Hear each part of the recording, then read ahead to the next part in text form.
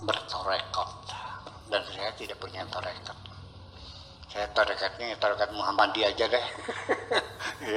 ya udah torekat, karena saya khawatir, karena dalam torekat itu juga berpotensi ada kultus individu, di mana seorang mursyid itu, seorang murid itu pantang tidak boleh menatap wajah mursyid.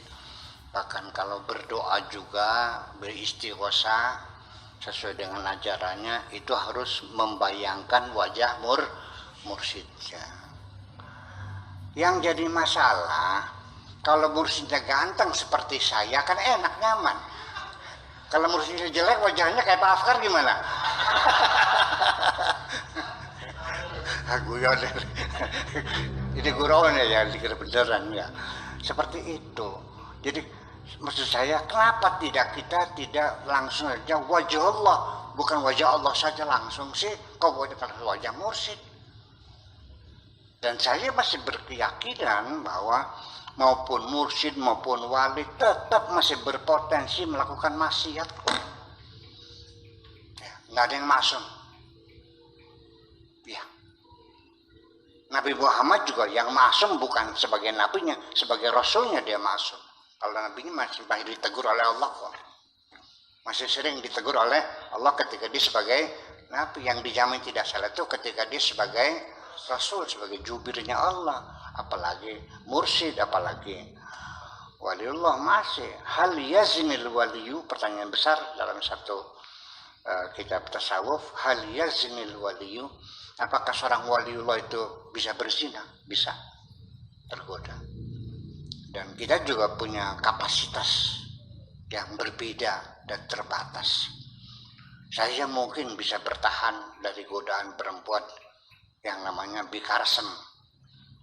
Saya bisa bertahan menghadapi godaan bitarmina, nyikulsum, ya, nyikarnikem, ya, sing cadang pinggan, sing dari mana, dari ya, bitarme. Udah. Tapi kalau yang menggodanya itu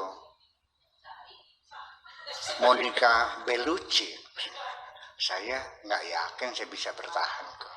Karena saya juga mengukur kemampuan saya. Itu dong maksudnya. Jadi artinya ya kita harus mengukur.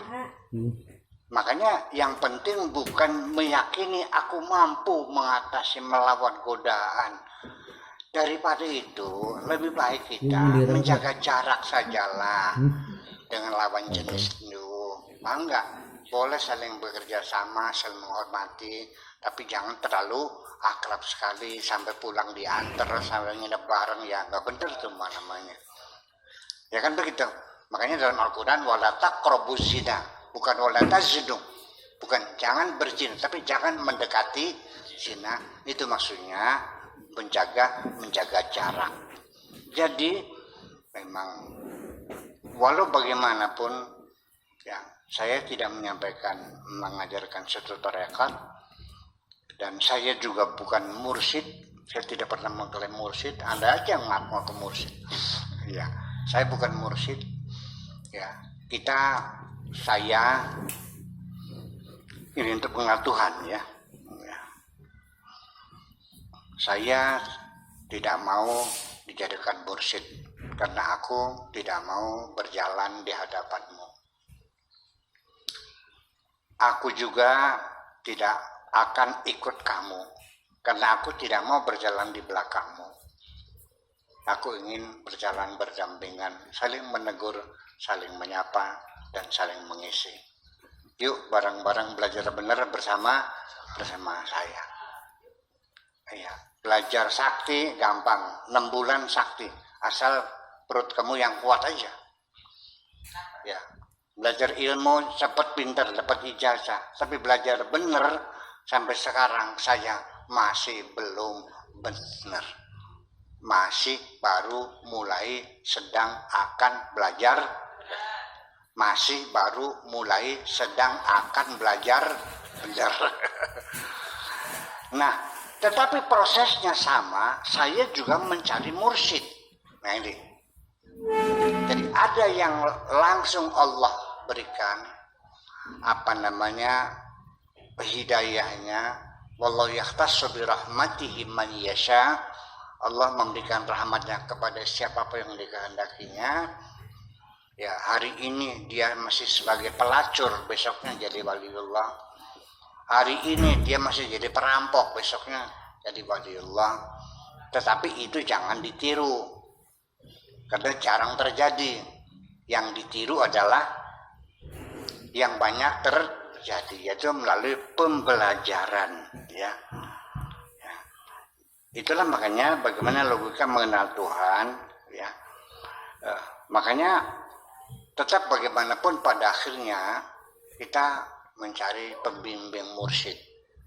Karena kalau kita sudah masuk dalam wilayah rohaniat, itu harus ada ustadz, ada mursyid, ada syekh. Man ta'allama bi ghairi syekhin fa syekhuhu syaitan. Barang siapa yang belajar rohaniat tanpa syekh, tanpa guru, maka bisa jadi gurunya adalah syaitan. Nabi Ibrahim saja didatangi iblis ngaku Tuhan kok, apalagi kamu.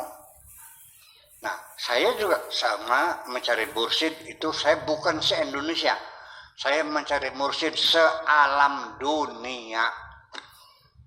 Dari mulai London, Perancis, Turki, Libya, Tunisia, saya mencari mursyid. Dan tadi dikatakan, tidak sekali dua kali saya menemui mursyid dalbat. Lalu saya tinggalkan, cari lagi, gagal lagi. Nah, ada satu yang saya temui yang asli ini, namanya Syekh Mustafa di kota Tunis lama. Setelah saya amati, ini beneran sih. Jadi saya datang, Syekh, alimni bima ulim tarusda, tolong ajarin gue deh apa yang kau ketahui, itu tolong ajarin saya. Oh ya, besok aja, jangan sekarang, kan sudah sepuh orang juga di tempat tidur aja. Besok aja kamu kesini. Ya baik deh. Besoknya datang jam 10 pagi, ketok-ketok rumah, gak ada yang buka. Tanya tetangga, mana Syekh Mustafa? Udah dikubur tadi pagi. jadi ternyata saya kasih tahu, seorang wali Allah juga kalau sudah ada yang menandai, sudah ada yang mengira-ngira, dia juga akan bersembunyi kok. Tidak ada seorang wali mengaku aku wali Allah. Nah kalau orang aku itu wali dalban. Iya, itu berhati-hatilah. Jadi makanya saya juga sama, ini kaidah umum untuk berlaku untuk diri saya juga. Anda ikut saya silakan. Kalau Anda saya melihat saya masih benar, masih di jalur yang benar, masih menetepi syariat, ya kan? Tapi ketika saya sudah menyeleweng, sudah ngejar-ngejar cewek, sudah main judi lagi, sudah melacur lagi, segera tinggalkan aku sendirian. Untuk apa kok ikuti aku? Itu saja pesan. Terima kasih, gitu aja.